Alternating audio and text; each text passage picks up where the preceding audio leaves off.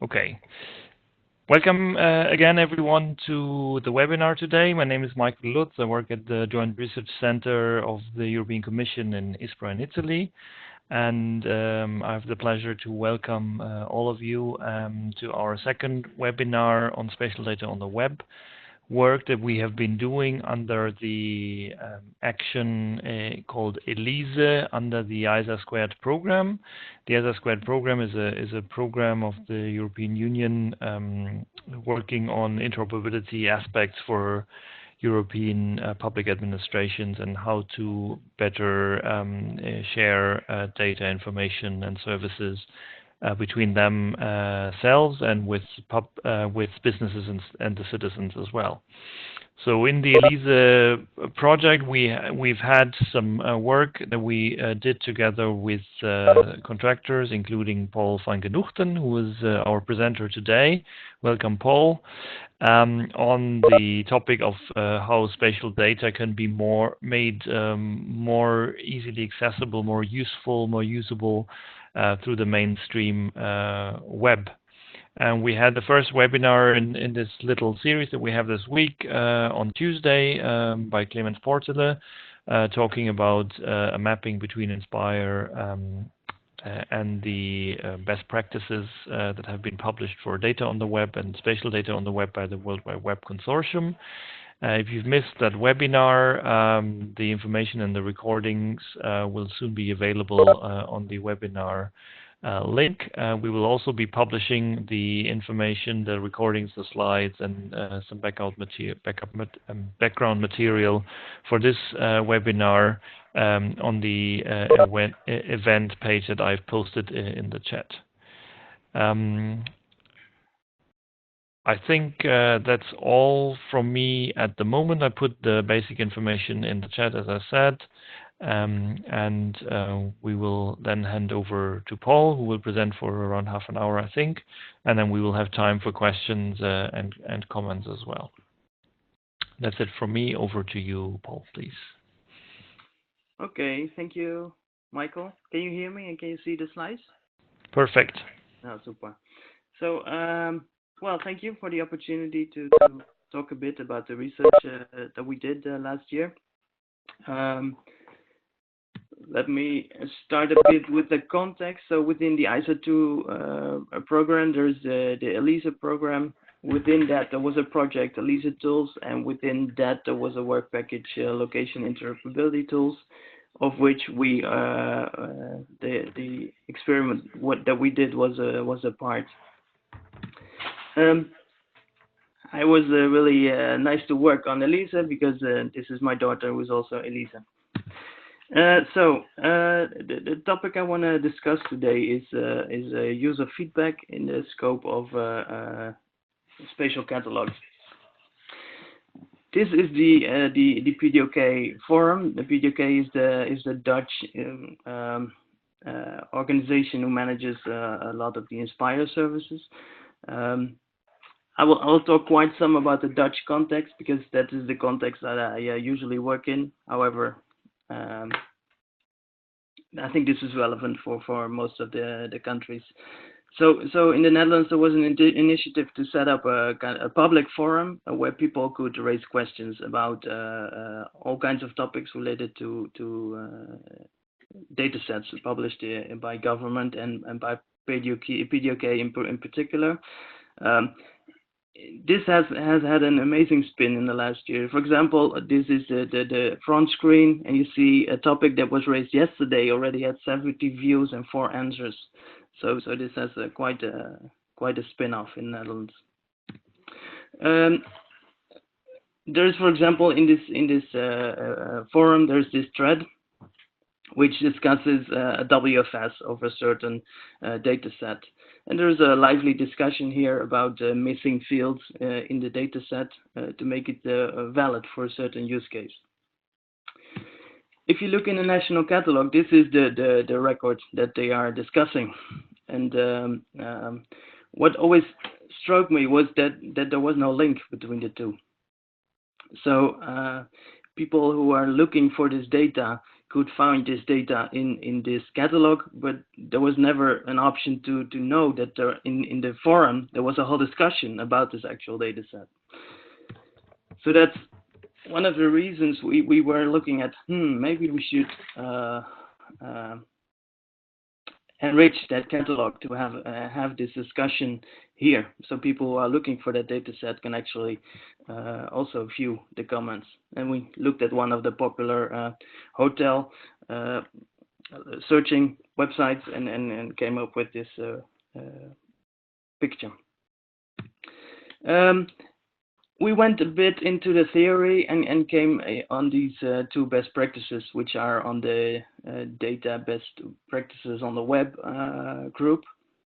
And actually here, these practices ask of data providers to gather feedback and actually publish the feedback that they gathered, because it's a value for the people searching for it. Another initiative run in 2011 till 2014 is the GeoViqua project, and they actually did a lot of research on this topic in the scope of FP7, which is now Horizon 2020. And they created, for example, a user feedback extension on ISO metadata. They experimented with a user feedback server, and they made this nice logo, data quality label, which gives a quick overview of the quality of the data set. From that initiative, more or less came this group in the OGC, which is the Geospatial User Feedback Group, which actually came up with a standard way to describe user feedback within the ISO domain. So that was the theory, and then the experiment was, okay, so how easy is it to implement such a feedback mechanism into a common catalog software project? And we selected the GeoNetwork open source project because more or less we are very active in that project. And the first task was to set up an OGC, the Geospatial User Feedback Schema as a schema plugin in GeoNetwork, so you would be able to store that feedback as a metadata record, and then introduce a user interface to create feedback within the catalog. So a bit about the GeoNetwork open source project is a catalog registry to register spatial assets. It started in 2006 at the FAO, and it has a support for a lot of standards. There are pluggable metadata schemes, which are available at Metadata 101, and it's extensively used in the scope of Inspire. So some screenshots. Maybe you're familiar with one of these catalogs. From the outside, most of the cases quite hard to see that they're actually using GeoNetwork, but on the inside, they're all GeoNetwork. And this is then the actual work that we did. So here you see, for example, a metadata visualization, and then in the side panel, you see the ratings that people are giving to this record. Also on the home page, there's a list of feedbacks that were recently given to various data sets, so you can also access via the feedback items. And this is on the actual screen to add a feedback item. So we decided to, per category of aspect of metadata of the data set that you can give feedback on, to give a star rating, and then we calculate an average for the total score, and then people can give the review. So the current state of this development is that it's a pull request to the core project, so it's not yet integrated into the core project. This also relates to the fact that we still lack a couple of details. But it was great to see this initiative from the Wallonia region, who seem to have put on the agenda to improve this work and merge it into core. This is the other thing, is the geospatial user feedback schema, which is now on Metadata 101. And then what's next? There's a couple of optimizations here to do on the short term. So we have to link the geospatial user feedback schema to the current UI.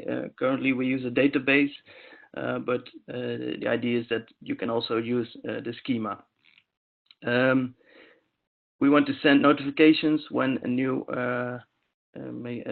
comments are made, and offer the review option for anonymous contributions, improve community feeling, and give the option of threaded comments. Then on a bit longer term, this would be interesting developments, that we also expose this feedback using other standards that are used in other communities. For example, in the DCAT community, there is the schema DUV, and the search engines use schema.org. This is a drawing of the DUV extension on DCAT, which is used which could be used. I don't know if it's very used very much, which is an extension to DCAT, which is able to provide feedback on DCAT datasets. And this is from the search engines. This is schema.org ontology, where you are also able to give reviews on creative works.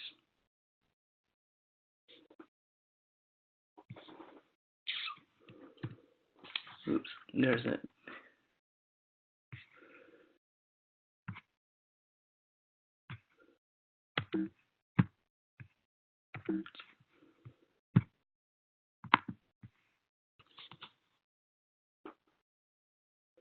Let me. Waldorf wants to draw something.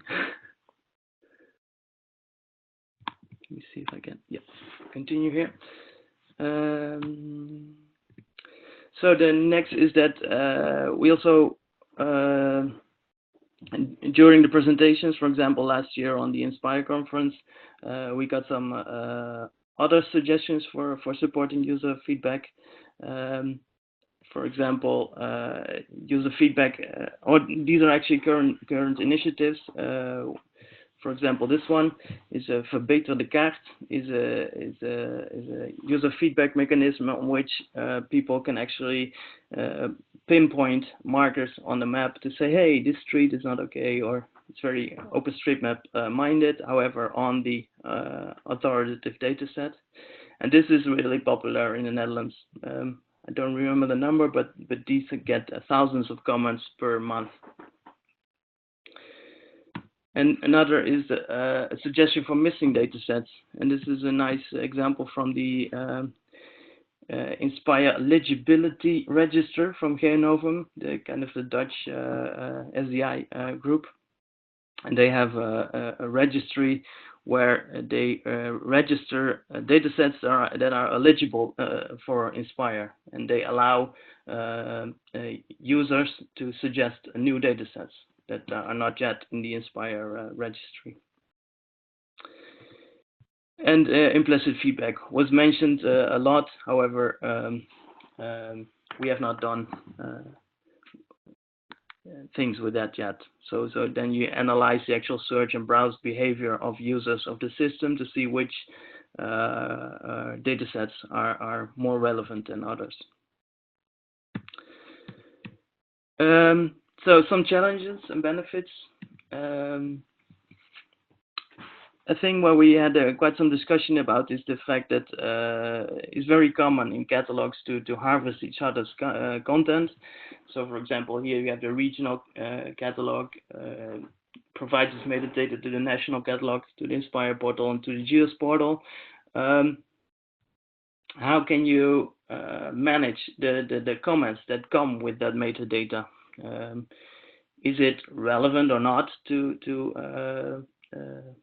bring comments from one system to the other, because usually comments have a certain scope, which may not be relevant anymore on another level? And if so, how would you do it? Can you harvest from one, also with the metadata, also the comments, or should you use this approach with a feedback server, where you have a central feedback server and various catalogs linked to the feedback server or other applications to retrieve the feedback? This is actually an approach that was also suggested by the GeoViqua project, and they also have this Geo user feedback server available on GitHub.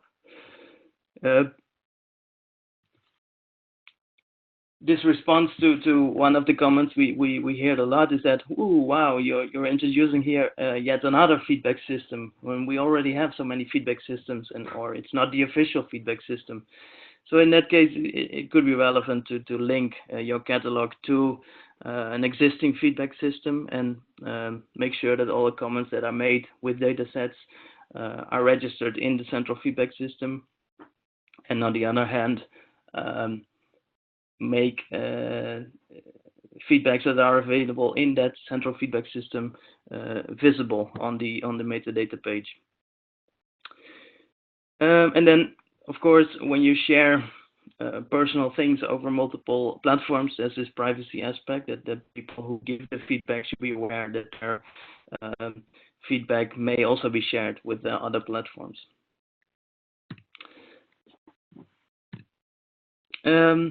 Well, then there's the aspect of that there's a lot of aspects you can provide feedback on. So they can it's about the metadata quality, it's about the data quality, it's about the service quality.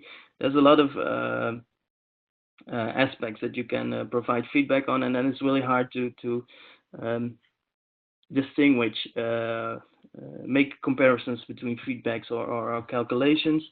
So that's why we used this starring mechanism for various categories to make the analysis of a kind of a summary score more useful. Well, and then there's the aspect of that some feedbacks are just as is, but a lot of feedbacks usually require some follow-up. Like, oh, this service is down, oh, then I have to restart my service. So you need a kind of a task management behind your feedback mechanism. So an operator is able to improve either the service or the data. Now, this is a list of items we could discuss in the coming minutes. Or so the first one would be if this approach of putting feedback mechanisms in catalog makes sense,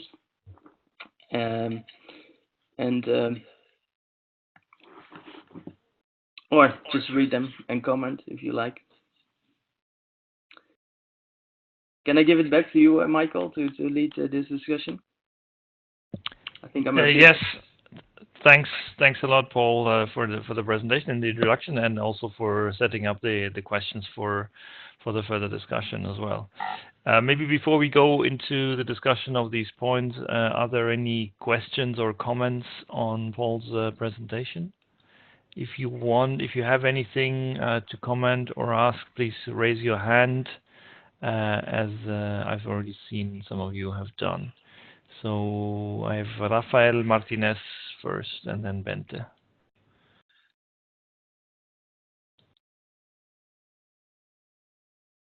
And please remember to unmute your mic before you speak.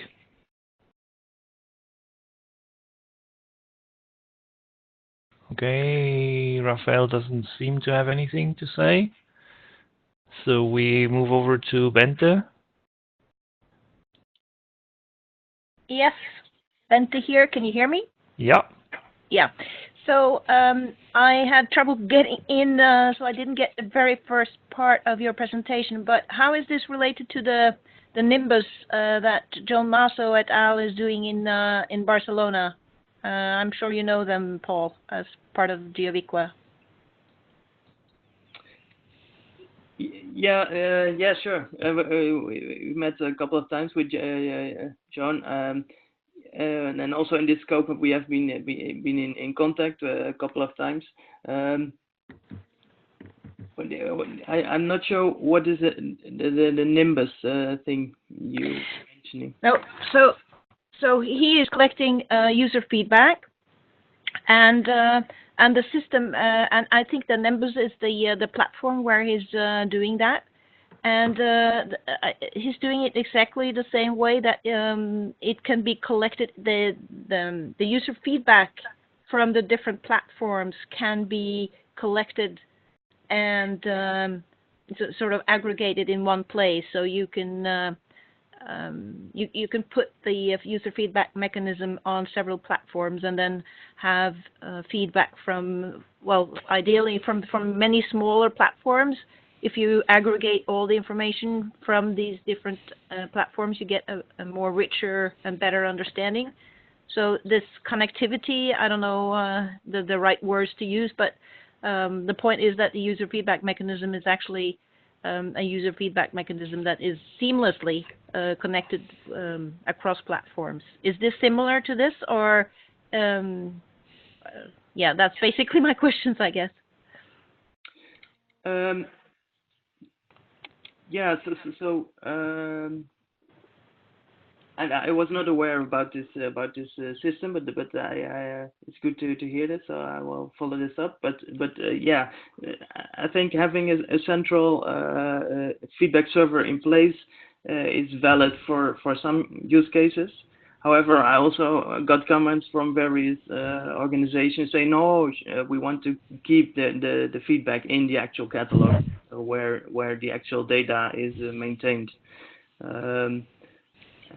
This is actually one of the questions that I would like to pose to this group, whether or not they see benefits in having such a central system. For me personally, I don't care much, because what I think is important, that you at least display the content of either a centralized or decentralized system on the actual place where the metadata is visualized. Mm. Yeah, of course, you can have a distributed system for user feedback or of metadata, included in the metadata. So, I mean, just like with other data. Mm-hmm. Yeah. Okay, thanks for this discussion. There has been another discussion, meanwhile, in the chat as well, prompted by a question from Raphael about the question how to link, let's say, open data portals like based on CCAN with spatial data portals like, or metadata portals like GeoNetwork. I would leave it. I think this is a bit out of scope on how to connect these things. Geraldine nicely put a reference to the study that they did in Belgium. Maybe, Geraldine, if you paste again some further information about that, that would be good. Thanks. But what I found interesting is Peter's comment here to see that that they've started to try and use CCAN user feedback, but stopped doing it because it was they were overwhelmed by spam. I don't know, Peter, if you have the microphone, could you tell us a bit more about that experience? Yes, I am muted now. Yeah. Right. Yes, I think it was just, in a sense, a bit naive on our national CCAN portal that they just, well, for every record in it, and therefore in Inspire terms every metadata record, they just enabled anybody to provide feedback, which sounds good to start with, but it was quickly discovered by what I assume are mostly bots, just automatically posting all sorts of irrelevant things about timeshares and holidays and so on. And that meant that as a data publisher, you tended to turn off the feedback because all of it to begin with, dropping to about 90% for a little while, was just entirely irrelevant. It took too long for the people supporting our CCAN to find a way to switch that off. And by then the users had realised that nobody was paying attention to them. So we're currently in the country looking at but we still think it's good to keep the national open data portal of the Inspire portal closely linked, and they're looking at a way to refresh the open data portal and sort of reawaken user interest in it. About half the records in the open data portal are Inspire related. So yeah, I think it was just naivety. I'm sure it would have been possible to set the CCAN. The balance always with open data is that you don't, when the very sort of dogmatic open data people don't want the public to have to even register to do anything, and therefore, because you're saying you'll accept input on a website without even having a simple login, it becomes open to automated input, which is usually very unhelpful. Okay, thanks a lot for sharing this experience. I think that's brought up an interesting aspect, basically, that the question also about whether you want or do not want to mandate logins for people to leave comments or not. We had a bit of a discussion on that topic at the Inspire conference, actually, when we had a breakout discussion on the question of user feedback in general, and there were basically two fields, basically the two camps. One really saying, okay, you need to have a login in order to link people to comments, and the other one said, no, you cannot have at any cost any kind of login, because that will basically keep people from using your data. So there is this kind of discussion. I wanted to ask Paul a question about the fact that you mentioned at the beginning that the discussions are often happening in a different place than where people find or use the data. Do you have any experience on, or have you had any thoughts about this question that basically people would like to leave the comments in the place where they're really interacting with the data? So not even the geoportal, but let's say their GIS systems or analysis tools, rather than having to go to another site and then trying to find the right place to leave their comments.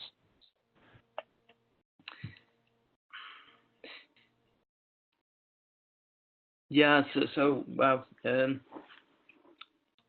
for sure, it would be interesting to if you go to your QGIS desktop and then open your Inspire dataset and would be able to ask questions about the data straight away there. But that would, I don't see that happening very soon. And for me, it makes sense to go to a website, either a European or national website, and ask your questions there. Makes more sense to me on the short term to be on a web platform. Is that an answer to your question? Yeah, it's an answer to my question, but then the question is really, if let's say the site that you showed at the very beginning, the discussion forum, is so successful and is working well, do we actually need to put anything else into our geocatalogs or portals? It's a bit of a devil's advocate's question. Yeah, it is. So and for me, I'm not saying that we need to put new feedback mechanisms in place if there is already existing platforms that work really well. In that case, I would say, please try to connect the two. So make a connection so that content from that platform which is out there is either Nimbus or a national one. Please make sure that content is also available in your catalog. So these two are linked somehow. Okay, thanks. Do we have any other questions or reactions to the points raised by Paul? Maybe I can bring them up on the screen again so that people can see them.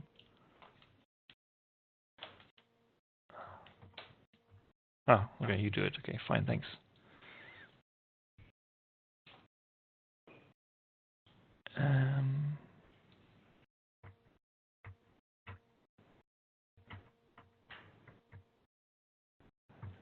Anybody else has any comments or questions?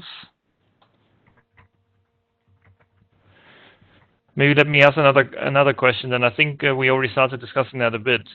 Is basically the question of, let's say, critical mass. I mean, Paul, I think you addressed it from a different point of view, basically saying that there is a potential that the catalogs are harvested over different levels of government and internationally as well. And do we want to share user feedback across these different within this distributed infrastructure? And I think the other examples from the web that we know, like Booking.com or Google or you name it, TripAdvisor, are basically so successful because they have critical mass. They have a lot of users that are actually leaving feedback. So the question is a bit: do we really need a central platform like those other examples from the web, or is there another way to create critical mass even in a distributed system? Or are there maybe any other good examples from outside our domain that use a more similar infrastructure like ours that is distributed, that still manages to share and exchange user feedback across the different nodes of the network? I mean, I could. That's a question to everybody, I guess. But Paul, if you have any thoughts on that, please.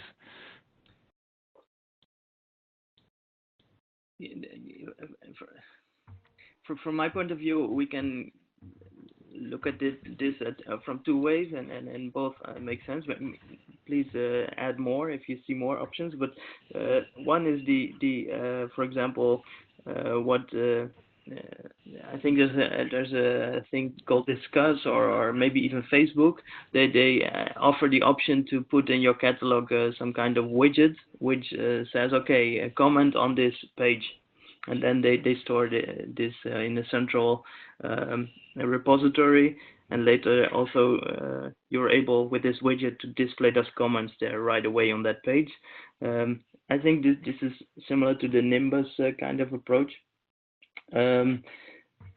which then the feedback is stored centralized, but is implemented more or less distributed. The other option is more or less what search engines do. So if you expose your metadata, including comments, as a web page, and the search engine harvests indexes this data and makes them available via the general search. To optimize that experience, you could use the schema.org ontology to annotate the feedback and within the actual creative work description, and then the metadata and the feedbacks are actually distributed, but they are discoverable via a central search engine. Yeah, so that would be a model where you aggregate basically the distributed feedback that is stored locally, let's say, together with the metadata on the data set. Mm-hmm. Okay, yeah, sounds sensible. Any other comments or views on this point?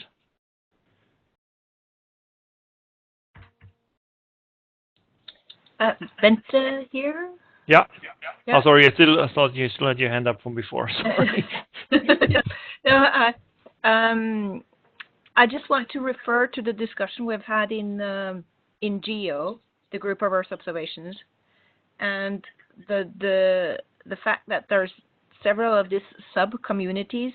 We don't have enough, the statistics of the user feedback is not good enough. For instance, for doing artificial intelligence, machine learning in a meaningful way. There are certain things you can do automatically to help the users then find the right information, other users. So which is a great task for us. So I think that's the same for Inspire. That's something for the small communities. And added value with the modern technologies.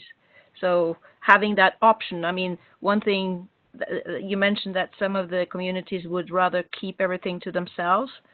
I think here the the solution needs to be, then it's optional whether or not you will use the opportunity. But I know there are certain parts of the Earth observation community definitely would appreciate aggregate the feedback.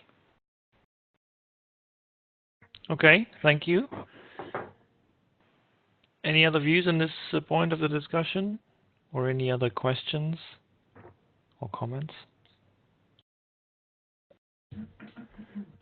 Okay, if that's not the case, I would maybe use the opportunity that we have, again, 60 people or so around the room, to maybe ask your feedback. Maybe you can put that into the chat, whether in your countries or organizations you are using some kind of user feedback, and maybe just write one or two words or sentences about how that is done, whether it's basically really a kind of just a rating kind of thing, or it's really something where people can leave comments, and how it's integrated into your portals. And I think that this could be a nice and interesting opportunity to collect some input into that and see what's happening around Europe or around the globe.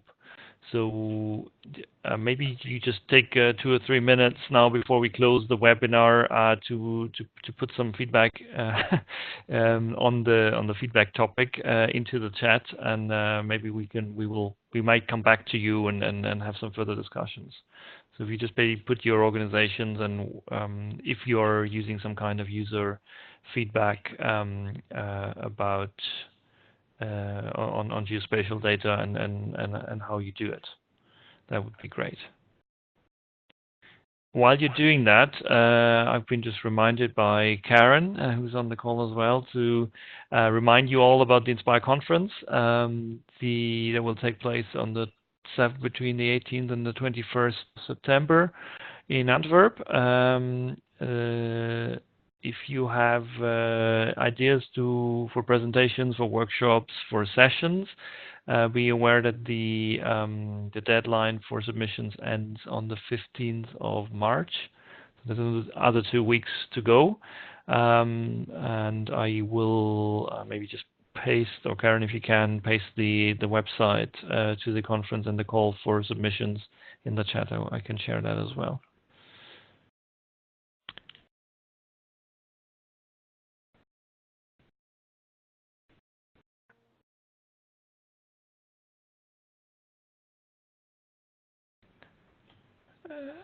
And while you're again typing, I will also like to advertise a hackathon, and maybe Bente can do that for me, but I will just try and bring up the slide.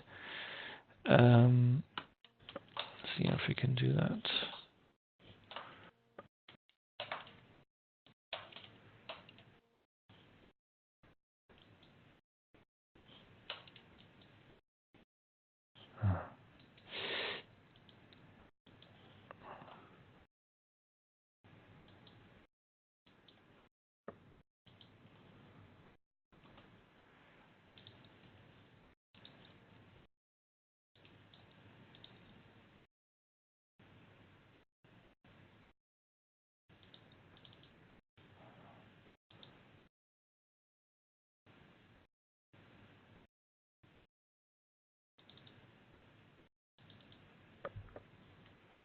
Here we go.